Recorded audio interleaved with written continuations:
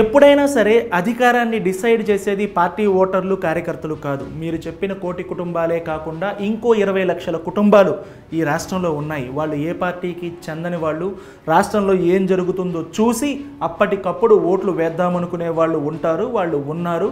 వాళ్ళే డిసైడ్ చేస్తారు. 2019లో మీకైనా 2024లో కూటమికైనా ఓట్లేసింది వాళ్ళే.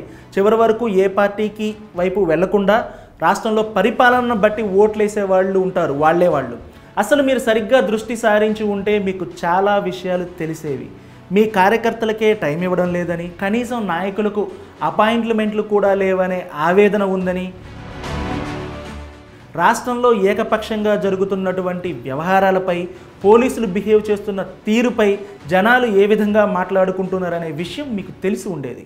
చుట్టూ ఒక కవచం కింద ఉండి ఏ ఎమ్మెల్యే అయినా ఏదైనా ఒక అర్జీ పట్టుకుని వెళ్తే ఆయన రూమ్ బయట ఆయనే ముఖ్యమంత్రిలాగా గంటల తరబడి కూర్చొని కూడా కాదు, నుంచుని లోపలికి వెళ్తే ఆయనకి తీరిక లేనట్టుగా, ఎమ్మెల్యేతో మాట్లాడడానికి కూడా తీరిక లేనట్టుగా 2 నిమిషాలు కూడా మాట్లాడకుండా, మేము తీసుకొచ్చినటువంటి పనులను సరిగ్గా అర్థం చేసుకోకుండా ఒక గుడ్డి విశ్వాసంతో నర్సీపట్నం డాక్టర్ సుధాకర్కు ఏ గతి పట్టిందన్న దానిపై, దళితుడిని చంపి డోర్ డెలివరీ చేసినటువంటి మీ ప్రజాప్రతినిధిని మీరు ఏ విధంగా, మీ పార్టీ ఏ విధంగా ట్రీట్ చేసిందన్న దానిపై, దళిత యువకుడికి పోలీసులే గుండు కొట్టించడంపై, చంద్రబాబు ర్యాలీలపై రాళ్లు వేయించడంపై, పవన్ కళ్యాణ్ ఫ్యామిలీపై నోటికొచ్చినట్లు పేట్రేగిపోవడంపై, ప్రజాప్రతినిధులను కొట్టడంపై, ఈ రాష్ట్రాన్ని అప్పుల కుప్పగా మార్చేసి ఈ రాష్ట్రం అప్పులు ముంచేస్తాయేమో అన్నటువంటి భయాలపై, ప్రభుత్వ ఉద్యోగులను చులకనగా చూడడంపై, టీచర్లను అంగన్వాడీలను అడ్డుకోవడంపై, అడ్డంగా అమ్ముతున్నటువంటి మీ బినామీల మద్యంపై, నిజంగానే శ్మశానంగా మార్చేసినటువంటి అమరావతిపై,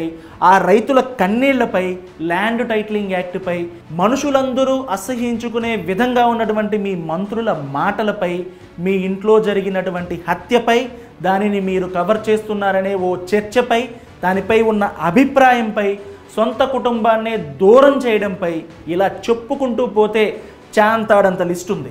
వీటన్నింటిపైన రాష్ట్ర వ్యాప్తంగా చర్చ జరిగింది. దానిని మీ సొంత చెవులు కళ్ళ ద్వారా పరిశీలిస్తే తెలిసేది. కానీ వేరే వాళ్ళపై ఆధారపడితే మొన్న ప్రెస్ మీట్లో ఆశ్చర్యపోయిన విధంగానే ఆశ్చర్యపోవలసి ఉంటుంది. ఫైనల్గా ఒకటి చెప్పాలి ఏంటంటే, అన్నిటికంటే అసలైన కారణం ఏంటంటే, ఎవరికి సమాధానం చెప్పని, ఎవరి మాట వినని మీ ధోరణిపై ప్రజలు తీర్పిచ్చారు.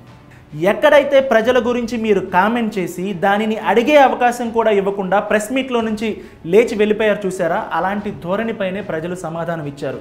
ప్రజలు ఓట్లు వేయలేదని, నేను ఇంత చేశాను, నాకు ఓట్లు వేయాలి కదా, ఎందుకు ఓట్లు వేయలేదు, నేను ప్రభువును, ప్రజలు నాకు రుణపడి ఉన్నారు అనే రీతిలో మాట్లాడినటువంటి మీరు ఆ ప్రెస్ మీట్లోనే ఆగి ఇంకో 10 నిమిషాలు ప్రెస్ రిపోర్టర్లను ఫేస్ చేసి ఉంటే మీకు ఎందుకు ఓట్లు వేయలేదో అక్కడే తెలిసేది.